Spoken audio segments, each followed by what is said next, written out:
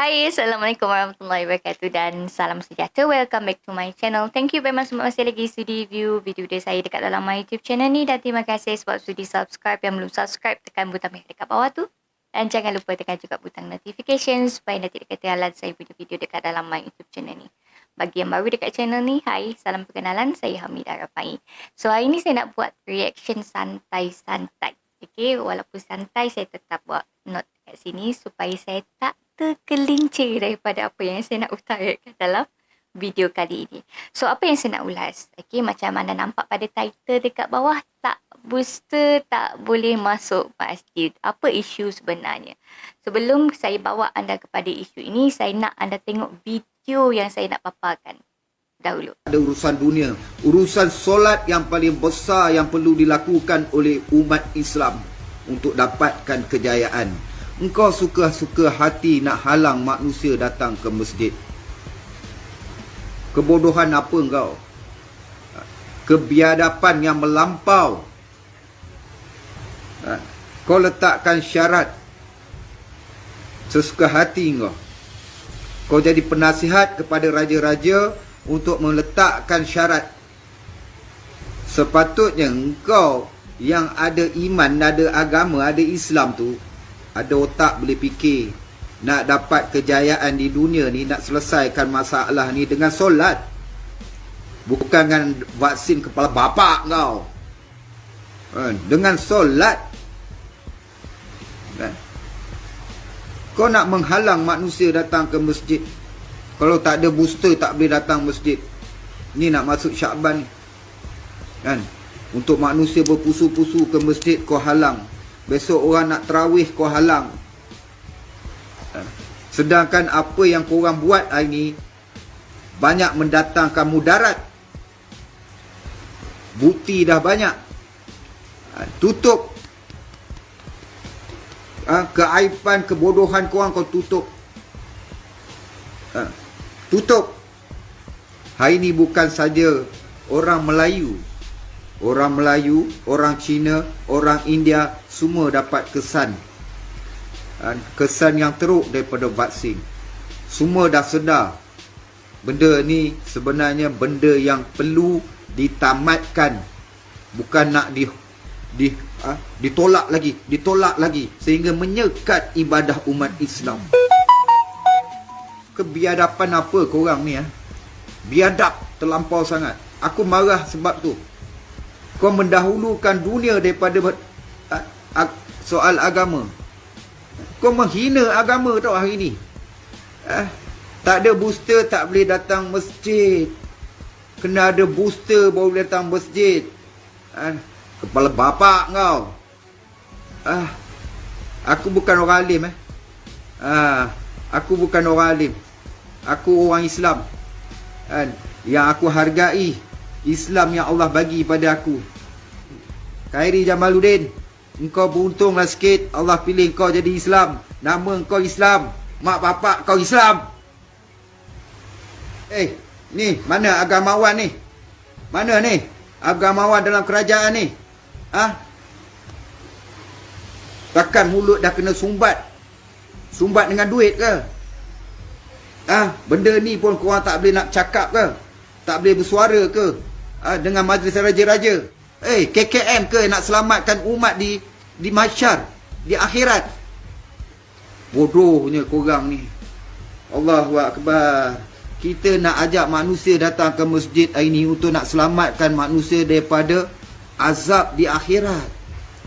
Bukan di akhirat, di dunia lagi kita nak dapat kejayaan. Sebab itulah kita kena ajak manusia berduyun-duyun memenuhi rumah Allah SWT tanpa syarat. Ni kau nak letak macam-macam syarat. Kau jadikan rumah-rumah Allah hak KKM. Kau nak jadikan amalan umat Islam ikut syarat KKM. Yang kerja dalam KKM pun bodoh. Aku cakap. Okey, dah tengok tak video tersebut? Saya yakin ramai yang dah tengok video tersebut. So saya faham actually apa yang keutarakan oleh Zul Yahya, tapi sebelum saya ulas berkenaan dengan isu ini, saya harap sangat anda boleh view video ini daripada awal sampai akhir supaya tidak timbul salah faham, dan sekiranya ada benda yang baik yang saya sampaikan dekat sini, ambil, yang buruk tu tolak ke tepi, baik itu datang daripada Allah, buruk itu datang daripada kelemahan diri saya sendiri. Okey, pada 23 hari bulan yang lepas, 23 Februari, macam tu saya ada terbaca dekat portal berita Astro Awani menyatakan bahawa SOP dekat Selangor, Masjid Selangor tidak membenarkan mereka yang tak dapat booster, mereka tak dibenarkan masuk ke masjid. Okey, tak ada booster, tak boleh masuk masjid untuk solat berjemaah. Maksudnya dekat sini secara ringkatnya budak-budak memang tak boleh masuk kan, sebab booster tak ada untuk kanak-kanak bawah 12 tahun. Kalau tak salah saya lah, booster hanya diberi kepada atas 18 tahun. So pemberian booster ini tadi tidak diberi kepada mereka yang di bawah 18 tahun. Kalau saya salah, tolong betulkan saya pada ruang diskusi. Dan pada ketika ini masih sehingga waktu sekarang ini jarak soft ini tadi masih dalam keadaan dijarakkan, dan walaupun dalam masjid tersebut penuh orang yang full booster, dah sampai ke tahap 6G, okay, dekat bahu ini, tetapi masih lagi solat masih dijarakkan. Itu agak menyedihkan juga sebenarnya, walaupun 2 bulan yang lepas pihak KKM YBKJ sendiri telah menyatakan bahawa mereka akan memaklumkan melalui KKM sama ada membenarkan untuk SOP merapatkan kembali saf yang sudah 2 tahun tidak dirapatkan. Walaupun secara peribadinya saya agak kecewa dengan statement tersebut, kerana benda tersebut masih difikirkan, tetapi saya akur, sebab saya percaya mentaati ulul amri dalam keadaan mereka ini tidak melakukan ataupun tidak menyuruh kita melakukan hal-hal yang syirik dan melanggar perintah agama, yang tu masih kita kena patuh, menghormati ulul amri, maksudnya pemerintah.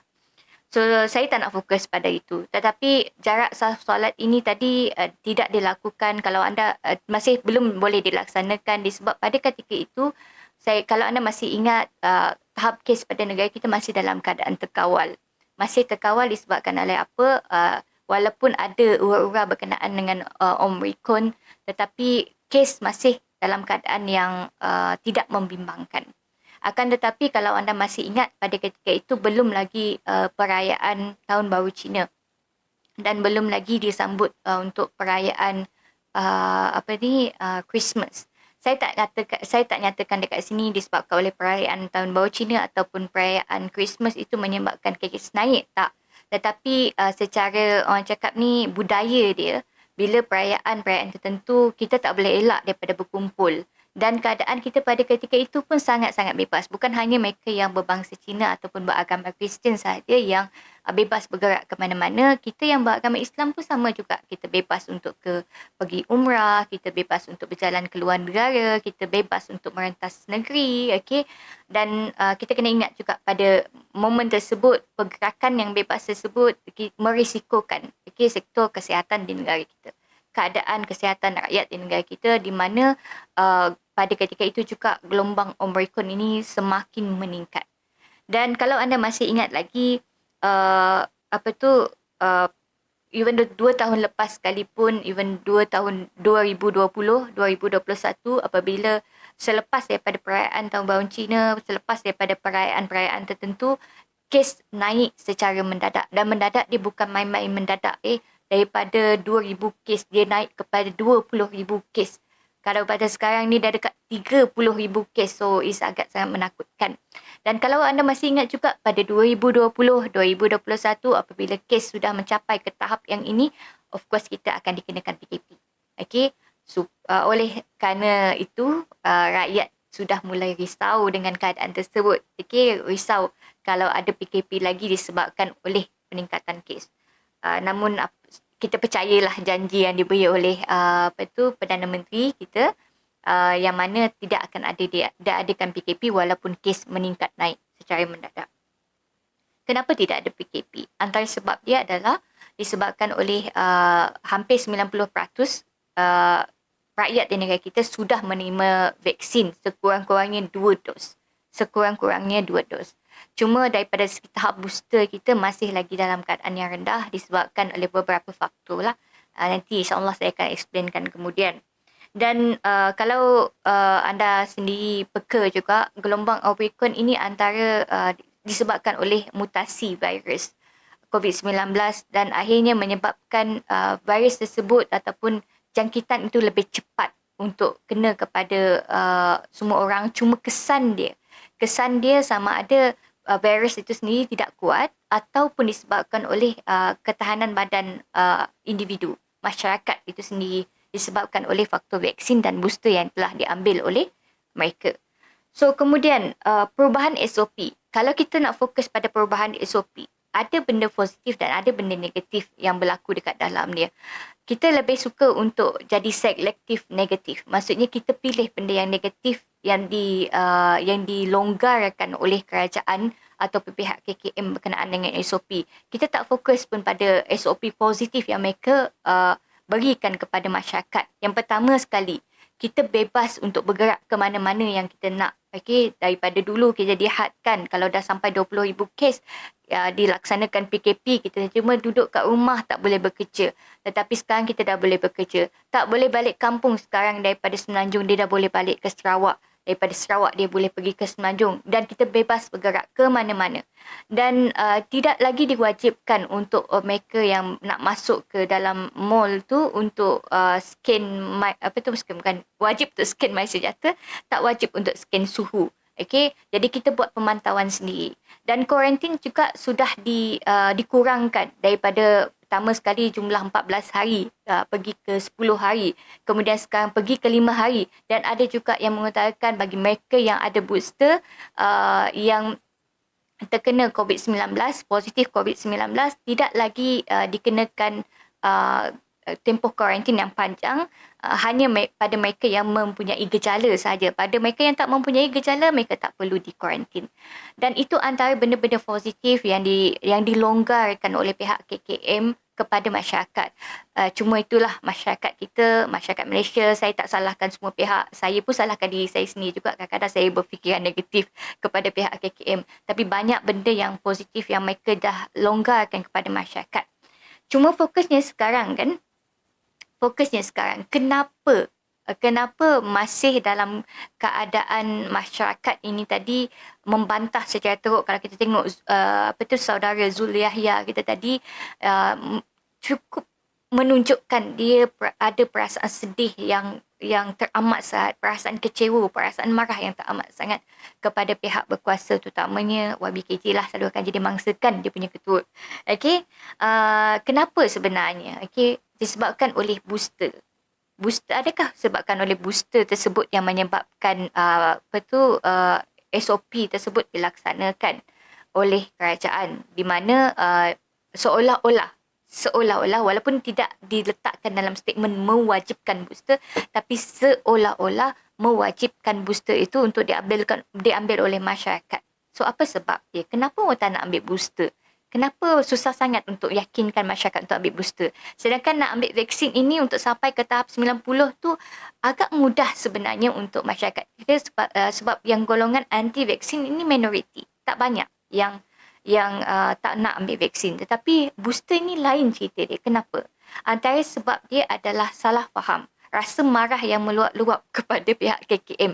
Anda tak boleh tolak sebab ini. Ini antara sebab yang paling besar sebenarnya. Kerana berlakunya double standard kepada peraturan dan undang-undang.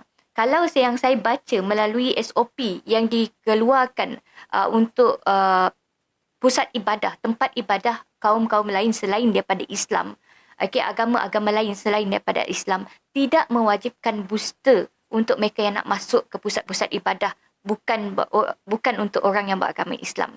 Dan itu merupakan yang menyebabkan masyarakat merasa marah. Bukan sebab mewajibkan booster yang membuatkan masyarakat berasa marah, tetapi disebabkan oleh double standard yang diberikan oleh pihak KKM. Sekiranya mahu menghadkan atau melaksanakan booster undang-undang booster ini kepada mereka yang nak masuk masjid, seharusnya perkara ini juga diberikan kepada mereka yang daripada agama lain yang masuk rumah ibadah. Mereka yang beragama lain pun sama juga kena ada booster. Sepatutnya itu yang diketengahkan oleh pihak KKM lah. So no double standard. Yang ini yang menyebabkan orang tak nak ambil booster. Sebab yang kedua adalah disebabkan oleh cerita-cerita berkenaan dengan booster ini tadi. Ada juga yang menyaksikan berita yang benda-benda yang memang betul fitnah yang saya ada sebarkan before video sebelum ini tadi yang berkenaan dengan booster dekat sekolah tu, tengok ada budak menggeletar, sedangkan itu sebenarnya rakaman video lama disebabkan oleh keracunan gas. Tetapi mereka sebarkan false information yang mana itu disebabkan oleh booster. Salah tu walaupun kita tak setuju dengan booster, tapi janganlah sebarkan fitnah-fitnah tertentu terhadap pihak KKM tu sendirilah. Okey, namun perkara-perkara yang tersebar dekat social media itu juga mempengaruhi persepsi masyarakat. Ini bergantung pada persepsi juga sebenarnya, bukan tahap keberkesanan booster ataupun kesan booster itu sendiri, tapi persepsi masyarakat. Disebabkan oleh banyak info-info yang negatif berkenaan dengan booster menyebabkan masyarakat menjadi takut dan kurang yakin dengan pengambilan booster. Okey, dan info-info yang sahih sepatutnya disampaikan dengan baik, dengan elok, dan sekiranya ada maklumat-maklumat yang tidak betul disebarkan oleh masyarakat, pihak Kementerian Kesihatan, pihak polis, pihak berkuasa harus mengambil tindakan yang sewajarnya kepada pihak-pihak ini supaya tidak lagi menyebarkan berita-berita palsu.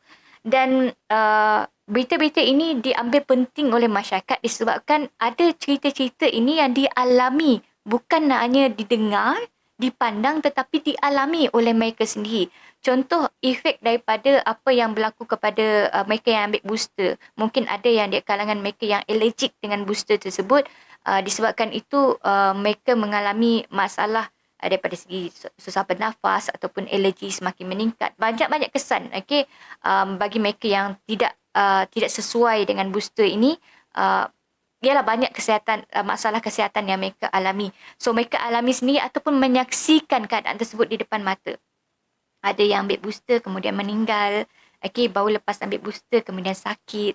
Baru lepas ambil booster kemudian lumpuh. Kadang benda tersebut bukan didengar ataupun dipandang daripada cerita orang lain, tapi dilihat daripada keluarga-keluarga terdekat. Individu-individu yang terdekat dengan mereka. So ini agak menggusarkan kita. Lah.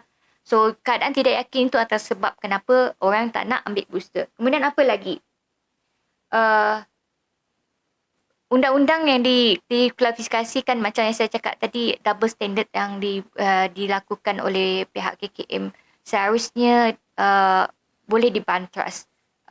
Kalau nak laksanakan tak ada booster, tak boleh masuk rumah ibadah, bukan hanya masjid yang perlu perlu dikedepankan. Sedangkan kita faham, masyarakat Malaysia ini, rakyat Malaysia 60% daripadanya adalah beragama Islam. Jadi jangan kerana kita ni majoriti, kita nak dikenakan undang-undang yang tidak adil pada masyarakat. Jadi seharusnya pihak KKM perlu melaksanakan undang-undang yang tidak ada double standard terhadap mana-mana individu, mana-mana masyarakat. Kalau nak laksanakan wajib booster untuk masuk rumah ibadah, rumah-rumah ibadah yang lain pun perlu dikuatkuasakan juga. Bukan hanya mereka yang beragama Islam dan nak masuk masjid, masuk gereja, masuk kuil, masuk masuk temple, kena ada booster juga baru boleh masuk ke tempat-tempat ibadah. So yang ni saya rujuk sendiri daripada portal page atau website Kementerian Perpaduan Negara yang diupdate pada 11 Februari 2022, di mana kita berada pada fasa yang keempat. Syarat untuk masuk ke tempat ibadah pada mereka yang bukan beragama Islam, contoh gereja, kuil, everything, hanya disyaratkan 2 dos sahaja. Tak perlu ada booster baru mereka boleh masuk ke masjid. So persoalan dekat sini, kenapa wujud double standard? Yang ini yang menyebabkan rakyat marah sebenarnya. Bukan pasal nak mewajibkan booster. Kita masih berfikir, bagi awareness, sampaikan maklumat dengan betul, bantas mereka yang menyampaikan maklumat yang salah, dan lagi satu, jangan ada double standard. So harap anda boleh dapat sesuatu daripada video yang saya sampaikan pada hari ini tadi. So I think that's all from me. Thank you very much for watching and have a good day guys. Assalamualaikum warahmatullahi wabarakatuh dan salam sejahtera. Bye bye.